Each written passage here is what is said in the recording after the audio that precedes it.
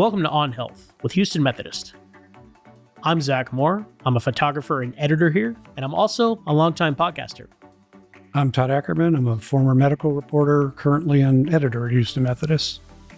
So, Zach, would you say you consider yourself a fairly enlightened person about people with weight issues? Enlightened is such a strong term, as if I've uncovered or the secrets to life or something. I would say that that over the years, I've come to understand that weight loss and weight gain is a more complicated issue than some people might think. Have you felt that yourself? Yeah, I think so. I think the general understanding is like, you eat less, you work out more, everything's going to be fine, right? And I think in short spurts, that can be true. I mean, I've experienced that myself on and off over the years, right? But there's a lot more to it than that. Yeah. I always kind of was struck that I would see somebody I knew in their college years, their 20s, and they'd be very fit. And I'd see them 10 or 15 years later, and they had put on some amount of weight, which I think over the years after that would probably just kind of continue. But I never really thought it was because they were overeating and being slothful, as stereotypes that people have about why someone is overweight. So much as that was just their genes, that their parents were probably, that was their body type. And then you make your assumptions, and that's where these misconceptions come in. But there are a lot of misconceptions about this, aren't there? Yeah, I think there are. And that's what we're going to talk about today. Weight gain and weight loss misconceptions. So we talked to Kimberly Gallion. She's a licensed clinical social worker here at Houston Methodist. Thanks so much for being on the podcast, Kimberly. Yes, thank you for having me. We're talking about weight loss and weight gain misconceptions here. And, the World Health Organization has called obesity a global epidemic. Yes. Now, what's your interpretation of that? Well, I think there are so many moving parts to that. I would agree. I don't think it's as cookie cutter as you eat too much and then because of that, the result is weight gain, or you eat too little and the result of that is weight loss. I think we can get to either of those destinations by doing a couple of things. And so I think with them, listing is that it just allows people to have a broader scope, a broader perspective of what obesity is and how we view it. Now, the quote unquote conventional wisdom is like, hey, get up, get off the couch, work out, eat less. Absolutely. Right? It's very simplified. Right? Yes. And it's very black and white issue. Yes, right? yes. Yeah.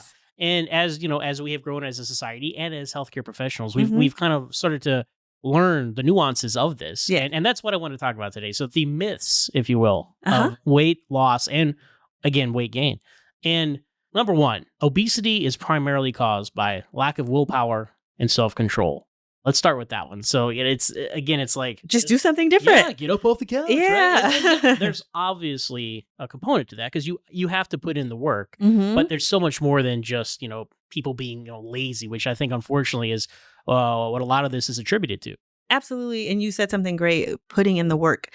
The work looks different for every person's body, right? So the work doesn't look like getting off of the couch for a certain person. Maybe the work looks like having your hormones checked or making sure that you're eating a more structured diet or you're eating around the same time or not skipping meals. So absolutely, I think that is a huge myth. And I think oftentimes we also tend to take that in as individuals and then we make decisions or choose not to make decisions based on that. And it can cause us to feel stuck. Like, well, maybe I'm meant to be this way, or maybe this is so frustrating that I don't even want to tackle it anymore, But yeah, allowing that myth specifically to kind of live in your head can be derailing. Yeah, and there's so many factors too, like access to healthy foods, right? Stress, things like that. It's not just the internal, but also the external. Absolutely, it's not always like, do I have the access or the means to food? But maybe sometimes I don't know where to start with this, right? So I'm eating all of the right things, but maybe I'm eating too much of the right things because that can also still then yield the same results, right? And so I think it's making sure that when you are taking kind of a comprehensive approach to what you're doing, right? So it doesn't always need to be boiled chicken, vegetables, and drink your water, right? Like that doesn't always lend the same results. And I think that's where a lot of us can feel frustrated because we feel like we're doing the right things, but maybe the nutrition isn't always where we should start. Maybe we should look at well, how's your sleep pattern? Like, how does that, because sleep can impact metabolism, right? What is your water intake? How much are you moving? And then what does movement look like for you? And so again, being able to sit down individually with people and kind of navigate those situations, I think. Well, Houston specifically is a commuter city, right? Absolutely. So we go all around town in a car. So we're sitting in a car, and then we're sitting in an office, and we're sitting at dinner, and we're sitting at a movie. And, unfortunately, and there have been strides to improve this, but there's not a lot of public places, walking spaces. Obviously, it's so hot in the summer. So you really have to make an effort to become less sedentary. Absolutely. Right? Especially in the city, I would say. And that's where you go from using the term like willpower to planning power, right? Like knowing that on a perfect day, sure, in Houston, I might go to Buffalo Bayou. I might do this. I might ride the bikes. I might do those things. But how rare are those perfect days, right? You could have like a rainstorm and then an hour later it'd be scorching again. And so I often tell people, not only do you need to plan for like the perfect day, because we know what to do on those days, but we need to have like the planning power to say, hey, on my worst day, what can I do that's going to allow me to feel successful? What's going to allow me to feel productive so that then I'm more motivated to keep this up, right? So on the day where your coworkers have gotten on your nerves and maybe you didn't eat the lunch that you packed and so you're already going downhill, right? It's very relatable. And so it's like, okay, well, on this day and I forgot to take out this and it's frozen.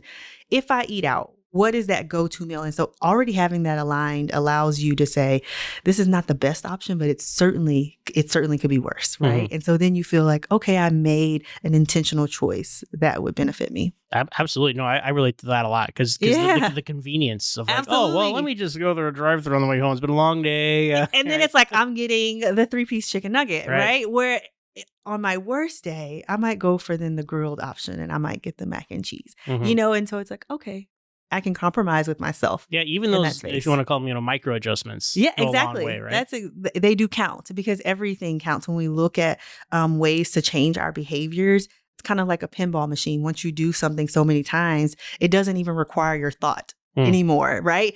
And so on those stressful days, it doesn't require thought because then it's instantly like, oh, I'm just going to eat this thing because, that's just how we're operating. And so I often tell people, if you already have that plan in place, then your brain you don't have to think another thing. It's like, nope, here's my go-to meal. Here's what I'm going to do.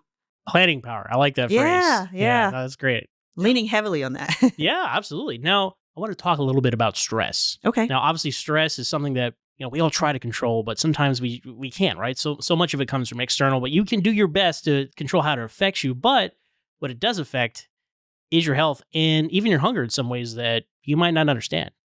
So a lot of times when we are feeling stressed, then we feel less in control, like you stated. And so what can then happen is the ability to make better choices, right?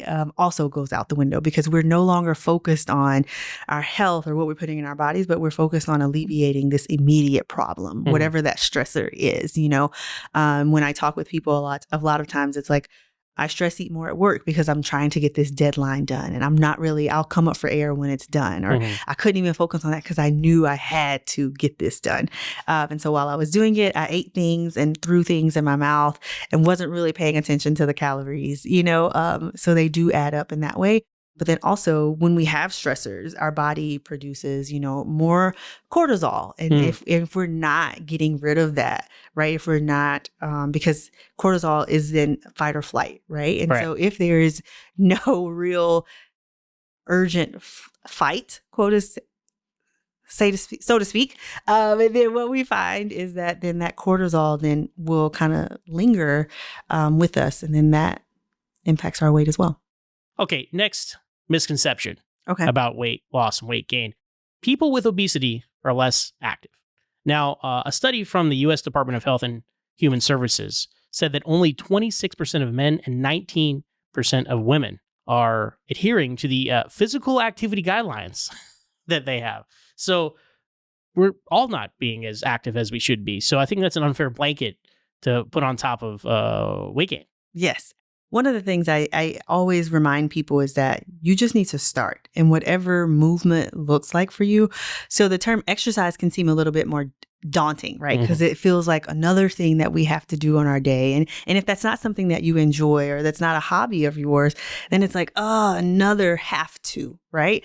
But I often tell people to consider the things that are already a part of your day, right? Where can we add in those little pockets of movement, which in our department, that's what we focus on. It's not necessarily exercise, but let's move more, because the body doesn't say, oh, Zach, you got on the treadmill for 30 minutes. The body says you moved for 30 minutes, right? It's not saying specifically what you did there. And so the more that we can consistently then move, then it gets us closer to having that stable foundation to be able to grow from there. But I would say that not every body benefits in a way when we talk about weight loss from exercise, because I think we also have to, again, look at the comprehensive approach. And so it doesn't just take exercise only to get you to your goal. Yeah, even, again, micro adjustments. You Yes. know, if you're at a building and your appointment's on the third or fourth or maybe fifth floor, I don't want to push people too That's hard. pushing it. You can take the stairs. Yeah, Right? do what you can until you can do more and then reassess, right? Right. I often tell people, let's start with like a good 2-week goal, right? What does that look like? If you're already doing 3,000 steps, let's do 4,000 for the next 2 weeks. And reassess. How do you feel? Did you not really feel anything? Let's bump it up. Was that too much? Let's go a little slower, right? Because I think at each stage of our lives, we have to understand that maybe the exercise or movement we've done before doesn't really fit where we are, right? Right. You get desensitized to it. You got to keep pushing yourself. Or it just no longer brings you joy or, all of those things. I maybe used to enjoy, doing Zumba. Now I like it a little bit more slow. So you have to figure out what works for you. No, I can't speak for everybody, but I've had my own, weight loss and gain journeys over the years. And when you run into a wall, it gets frustrating. Yes. Right? And then you're like, well, I guess nothing's working. And then you do nothing. And then you're really doing nothing. And then you really That's when you're really frustrated. Yeah. That's when I say reassess. It's like, oh, I don't really find joy in that, or that doesn't add, to my day or to my mood. Then it's like, let's just try something else. Because then you don't want to just like put yourself into this one space. It's like, I'm allowed, to try Pilates or to try just going for a walk.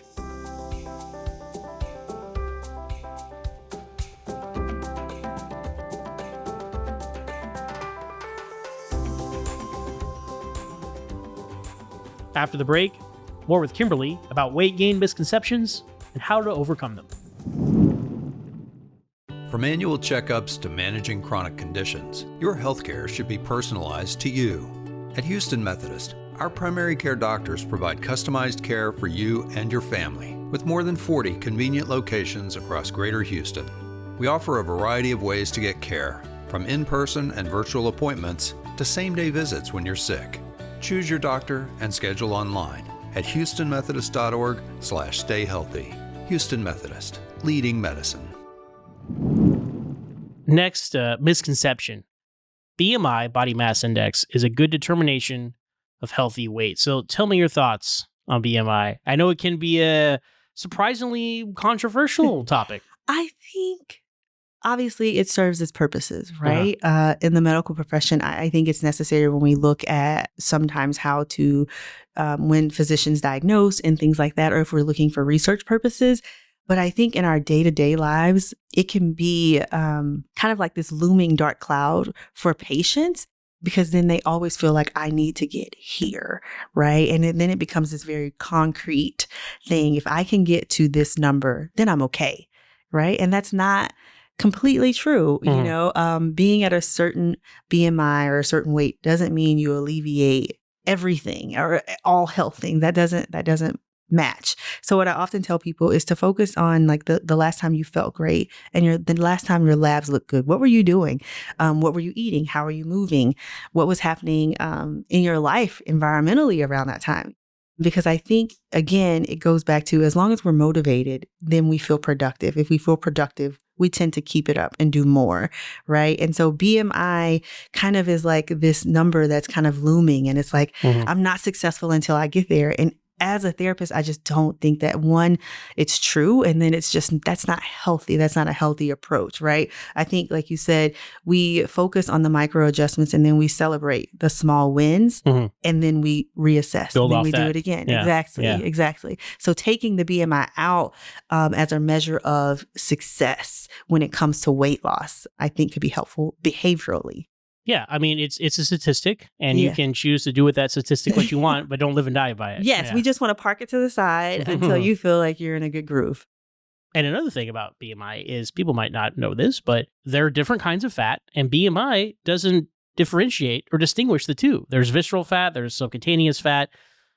BMI is not going to tell you how much of what you have. It just says fat. It just says land here. Yeah. And then, like this is, if you're this age, if you're this height, then this is where you should be. Right. And that, again, we're not cookie cutter humans. And so like using that as your only form of measurement, I think is kind of setting yourself up to be disappointed because, again, I often tell people when I work with them, let's create like a range. What is a healthy weight range? Because what we find is that you can eat the same thing every day, get on the scale every day and get a different number because our bodies are fickle. And so I liked what you gave me today as your body. And so I'm going to give you this number. Today, I didn't like it. So nope, here's a pound up or here's a pound down. And so I think BMI is great when we're using it again for like research and different medical diagnoses. But as far as like when it comes to weight loss, relying only on that can be tricky. Another misconception about weight loss and weight gain. Obesity is a well understood disease. Now, this surprised me. It wasn't until 2013 that the American Medical Association officially recognized obesity as a disease, which is, on the grand scheme of things, like 5 minutes ago, right? Yes, absolutely. I think what we're finding over time is that there are a lot of maybe illnesses that derive from obesity. So it's also understanding which came first, and so understanding that, but also knowing when you work with patients that they're doing all of the things and then their body is not on board, right? And so then we have to go back to the drawing board and say, it's not then you're eating too much. It's not then that you're not moving. Or you get here to this particular BMI and your labs are still off. And so then we have to go back and say, wait a minute. We have to look at that differently and say, we need to reconsider what this looks like.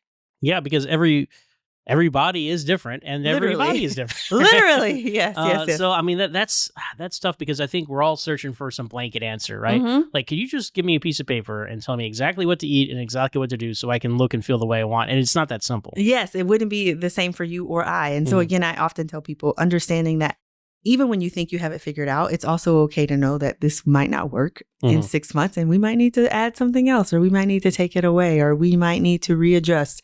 And understanding that sometimes I think is the biggest piece when we look at like your weight loss or your health journey. It's not concrete. And so giving yourself grace to say like, I have room to go here or there and I'll try this. And if my body doesn't like it, that's okay as well. Again, just not hanging so much weight on the weight. You know what I mean? Like, not putting so much emphasis on the number, but more so of what is your body doing for you? How is it showing up each day? We love statistics. We want to count our calories and do the math here and there. And that's where we are. And those all play a role. Absolutely. But you can get really lost in the numbers sometimes. Absolutely. And then you forget the other, like the human parts of it, right? So as we continue to try and understand obesity, genetics plays a big role, which influences your appetite, your fat storage, your metabolism, right? And that's something that really is out of your control. You can't choose what you were born with. It's very similar. And I love that they've also looked at it in that way too, like when we talk about genetics, because it's the same with obesity as we would look at like, oh, what's your family history when it pertains to diabetes, when it pertains to cholesterol?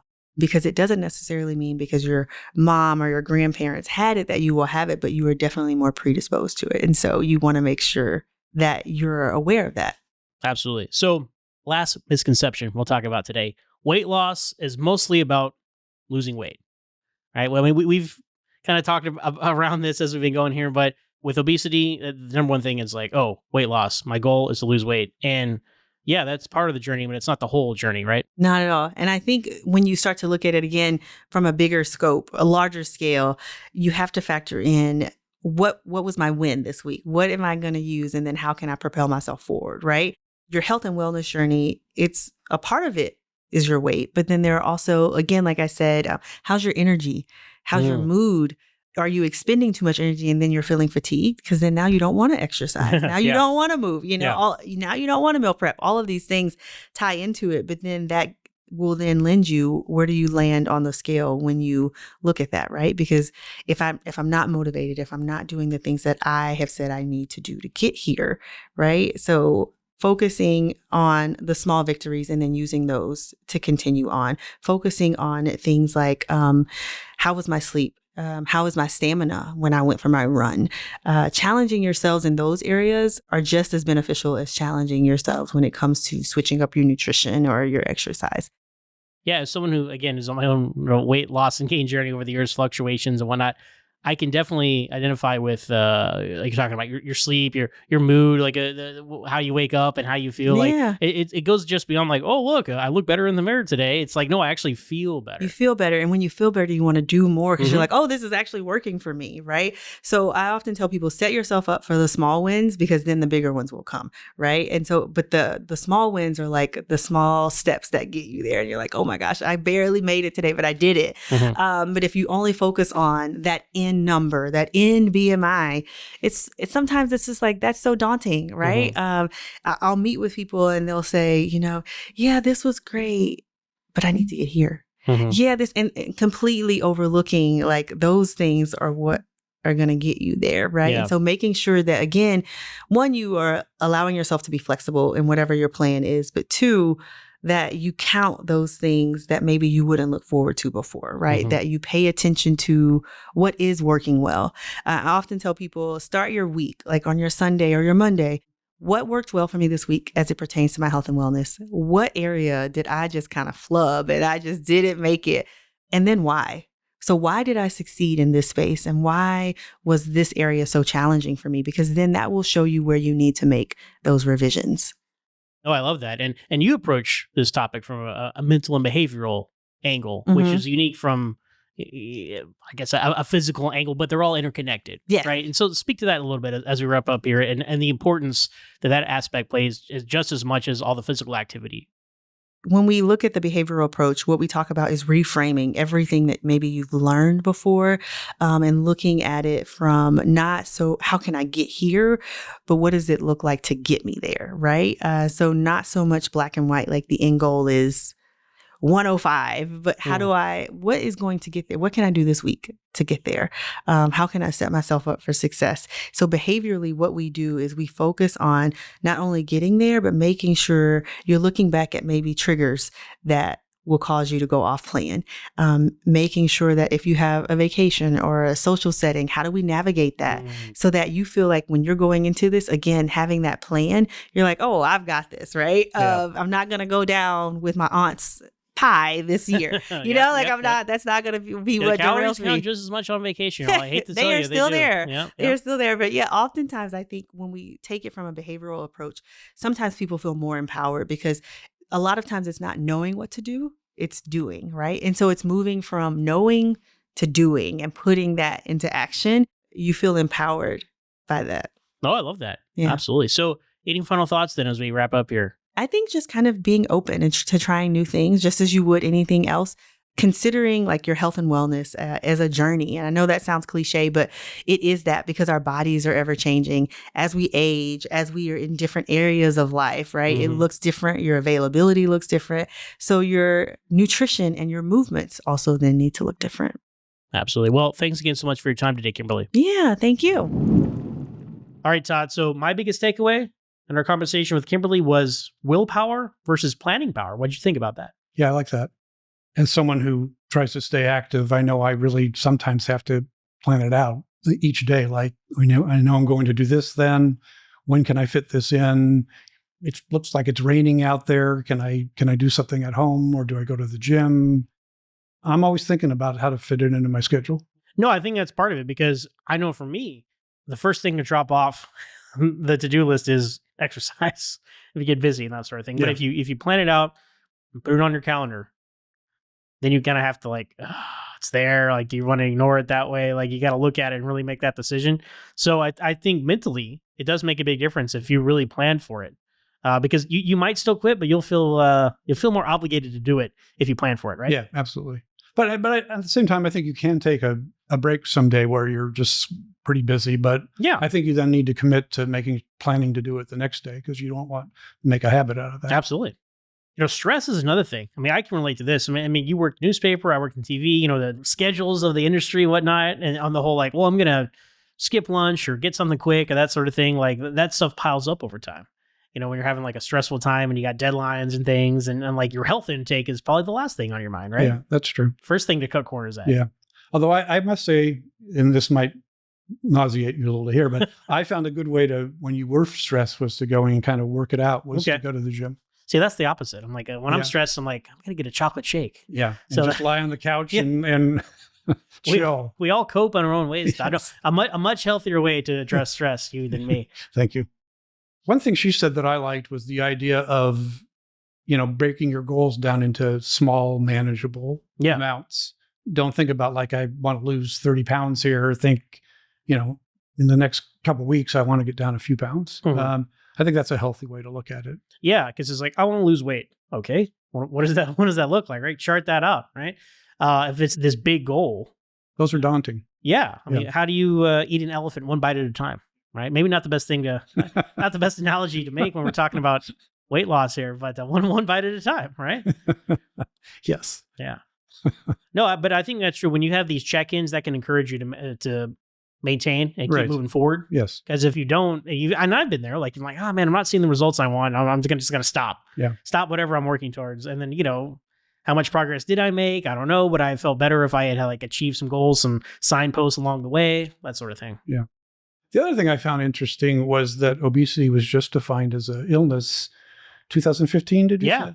It was actually classified as a disease then, so late in the game, as you pointed out. What do you make of that?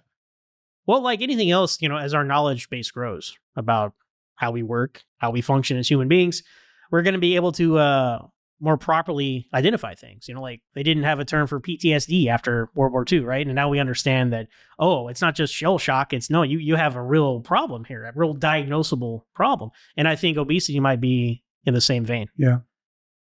Makes sense. So as we continue to grow and identify things that we just kind of write off as bad habits or things of that nature, it's encouraging to know that, no, it's not just about like bearing down and white knuckling it. It's like, no. You have an issue and there are things that can help you out there and you should seek out those things.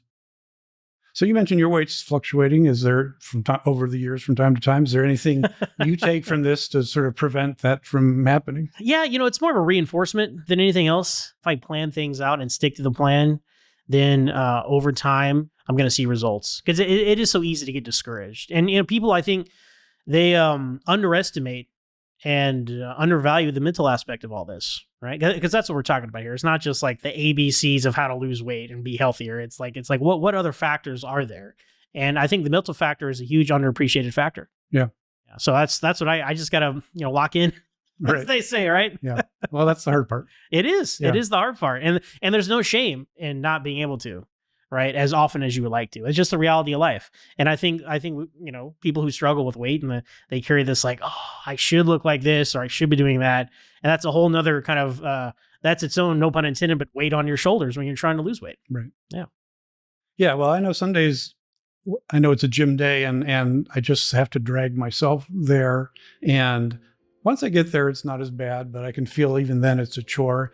And some days when I feel like that, I say, I'm not going to work out today. I'll work out tomorrow. Yeah. So, it's, and every now and then that's fine. Right. But once those become every time, yes, that's when the issue starts, right? Yes. So, but don't put too much pressure on yourself. Just try to keep a good attitude towards it. Exactly.